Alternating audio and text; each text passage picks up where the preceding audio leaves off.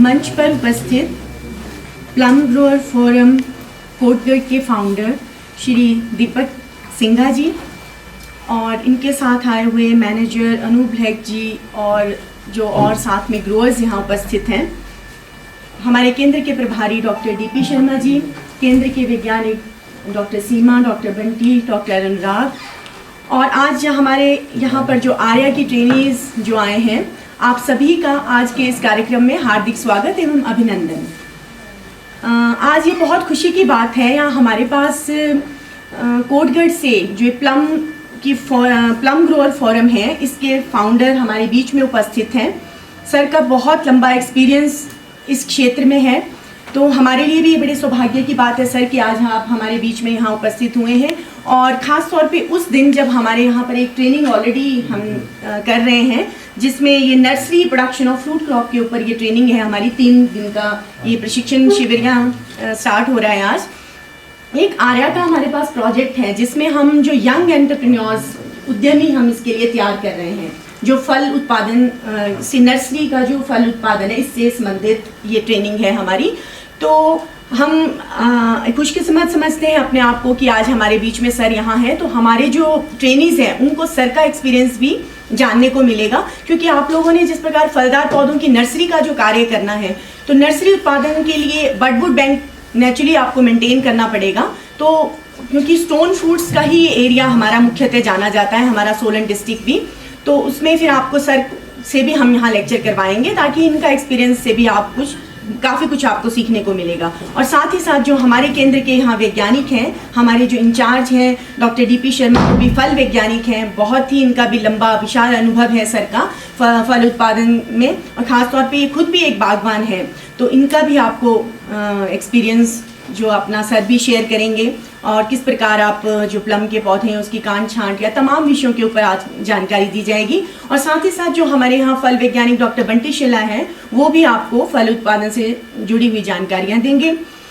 और हमारे साथ डॉक्टर अनुराग शर्मा हैं जो कीट वैज्ञानिक हैं, और मैं डॉक्टर आरती शुक्ला, मैं यहाँ पौधों के रोग विशेषज्ञ हूँ, तो हम लोग उस पर भी थोड़ी चर्चा करेंगे। तो सबसे पहले मैं अनुरोध करूंगी हमारे केंद्र के जो प्रभारी हैं डॉक्टर डीपी शर्मा जी से कि वे यहाँ मंच पर आएँ और आप सभी का एक बार विधिवत रूप से स्वागत करें और आज के इस कार्यक्रम की संक्षिप्त जानकारी भी आपको दें।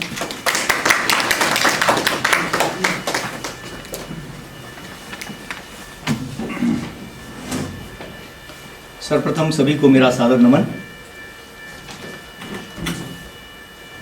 हमारे बीच उपस्थित दीपक सिंघा जी, प्लम ग्रोअर फोरम के फाउंडर और एक बहुत बड़े चिंतक, बागवानी के बहुत बड़े चिंतक, और इनका जो चिंतन है वो बिल्कुल हटके है। या तो हम सेब जानते हैं या सब ट्रॉपिकल फ्रूट्स जानते हैं, इसके बीच का जो गैप है वो किसी ने सोचा ही नहीं इस बारे में। तो ये जो चिंतन है और इनके इस चिंतन का ही, मनन का ही आज एक परिणाम है कि हम सब लोग एक जो इनके चिंतन में और जो इनका विचार था, जो इनका विजन था, उसको रूपरेखा में ढालने के लिए हम सब लोग यहाँ जगह जगह से इकट्ठे हुए हैं। हमारे बीच उपस्थित फोरम के सभी सम्माननीय सदस्य, और मेरे लिए तो बड़ी इंपॉर्टेंट बात, प्रगतिशील बागवान कहूँ तो मैं ज़्यादा अच्छी बात रहेगी। हमारे पुराने वैसे तो कर्मचारी हैं, बहुत रेंजर्स, और अब बागवान हो रहे हैं, तो चलो देर आए दुरुस्त आए, तो बहुत अच्छी बात है। आपका भी स्वागत है। मेरे सहयोगी डॉक्टर सीमा, डॉक्टर आरती, डॉक्टर अनुराग, डॉक्टर बंटी, और हमारे बीच एक दूसरी ट्रेनिंग भी चल रही है। सिंघा साहब आज नर्सरी मैनेजमेंट पे हम कोर्स करेंगे। हमारे पास आर्या एक प्रोजेक्ट है, attracting and retaining youth in agriculture. उसका उद्देश्य है कि यूथ को हम कैसे एग्रीकल्चर में, तो हमारा एक नर्सरी है, उसमें से एंटरप्रेन्योर हमने उठाया है कि भाई नर्सरी का काम करा जाए। और नर्सरी में जैसे हम अभी बात भी करते हैं, अनुज जी के साथ भी डिस्कस हो रहा था कि नर्सरी, मेरा मानना ऐसा है कि जब तक रूट स्टॉक नहीं होंगे, चाहे कोई भी क्रॉप है, स्टोन फ्रूट है, चाहे एप्पल है, चाहे अदर क्रॉप्स है, रूट स्टॉक जब तक नहीं होगा, जब तक वो एक वो है ना कि भाई कर्म बड़ा है कि भाग्य बड़ा है, तो मेरा मानना तो ऐसा है कि कर्म बड़ा है, भाग्य उससे जुड़ा है। जैसे एक उदाहरण दूं, बीज जो है वो कर्म है और पेड़ उसका भाग्य है। अगर बीज ही नहीं होगा तो भाग्य तो फिर साइड में ही रह गया ना, एफर्ट तो पहले करने पड़ेंगे। तो मल्टीप्लिकेशन का जो प्रोग्राम है उसी को ध्यान में रखते हुए हमने एक एंटरप्रेन्योर रखा है, उसमें एंटरप्राइज हमारा नर्सरी वाला है। तो ये काफ़ी यंग लोग हैं, 25-30 लोग हैं इसमें। इनको हम 3 दिन का प्रशिक्षण देंगे, पहले भी दिया है। तो हर साल हम 25-30 लोगों को जोड़ रहे हैं और ये अपना छोटा छोटा नर्सरी का काम जैसे पिछले साल किए तो उसमें से 5-7 लोगों ने काम शुरू किया है और वो एप्पल क्लोनर रूट स्टॉक का भी काम कर रहे हैं। तो धीरे धीरे ऐसे शुरुआत होगी, इंसेंटिव्स आएगा तो अपने आप वो आगे बात बढ़ेगी। खैर हटके बात होगी, ज़्यादा समय मैं फॉर्मेलिटीज में नहीं रहूँगा। बात है प्लम की। आज का जो विशेष दिन है वो प्लम के लिए है। प्लम अगर मैं याद करूँ, प्लम में जो कंट्रीब्यूशन रही है वो जिला कुल्लू और जिला सोलन की कंट्रीब्यूशन रही है as per as production is concern, और इसका एरिया भी। अगर हम पीछे विगत वर्षों की बात करें, कुल्लू में अच्छा काम हुआ, सोलन में भी हुआ, मगर दुर्भाग्य रहा कि प्लम को बिक्रे मिली, खेत में मिली। बिक्र समझते हैं आप सब लोग? खेत की बिक्र मिली या घासने मिली, दिल नहीं मिला कभी भी नहीं। फिर भी प्लम ने साथ दिया बागवानों का, और कुछ ना हो तो प्लम तो होता ही था। मगर दूसरी जो बहुत बड़ा जो प्लम के लिए डैमेजिंग पार्ट रहा वो रहा इसकी मार्केटिंग। लोकल्स कभी आगे नहीं आए, चाहे वो कुल्लू वाले चाहे इधर वाले थे। कुल्लू में तो शायद थोड़ा बहुत लोकल, अब बात तो खैर सारा हो रहा है, पर जो शुरुआती दौर है उसमें सहारनपुर के जो लोग थे वो आए, और वो साइज तो बड़ा ही नहीं होता था, अभी कच्चा सा तोड़ेंगे, मसाला लगाया और पैक कर दिया, और 2-3 दिन दे मतलब दिल्ली से परे तो कभी प्लम गया ही नहीं। और आजकल हम देखते हैं व्हाट्सएप पे, सोशल मीडिया पे आप लोग जो काम कर रहे हैं, दूर दूर तक प्लम भेज रहे हैं। कोई कह रहा है मैंने 350 रुपये का पैकेट भेजा, कोई बोलता है 250 का भेज दिया, और आज ऐसा भी दिन आ गया कि हम प्लम के नाम से यहाँ इकट्ठे भी हो गए। तो सिंघा साहब को हम इस बात की बधाई भी देते हैं कि इनका जो विज़न है वो हिमाचल प्रदेश के किसानों के लिए एक बहुत बड़ा वरदान साबित होगा। एक दिन आने वाले दिनों में हिस्ट्री क्रिएट होगी ही।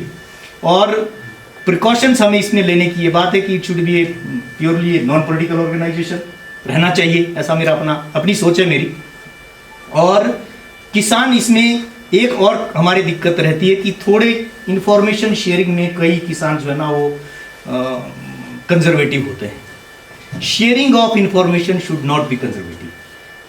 आपका भाग्य what is allotted can not be blotted, आपका भाग्य कोई छीन ही नहीं सकता।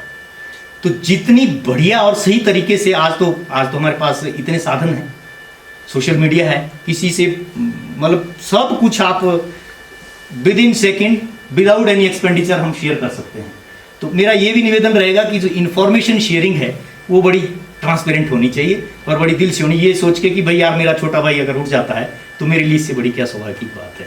इस पर भी ध्यान दिए जाने की जरूरत है भविष्य में, तभी हम सेब की तरह या सब्जियों की तरह प्लम को भी आगे ले जा पाएंगे। चैलेंजेस बहुत है, जैसे अभी रोडू में बात हो रही थी हमारी किसान से वीरेंद्र जी से, उन्होंने इनिशिएटिव लिया है, बहुत अच्छा इनिशिएटिव लिया है। मायरो बुलान के उन्होंने पौधे लगाए हैं, 5-6 साल के पौधे हो गए, कह रहे थे मेरे 350 पौधों का ब्लॉक है डॉक्टर साहब।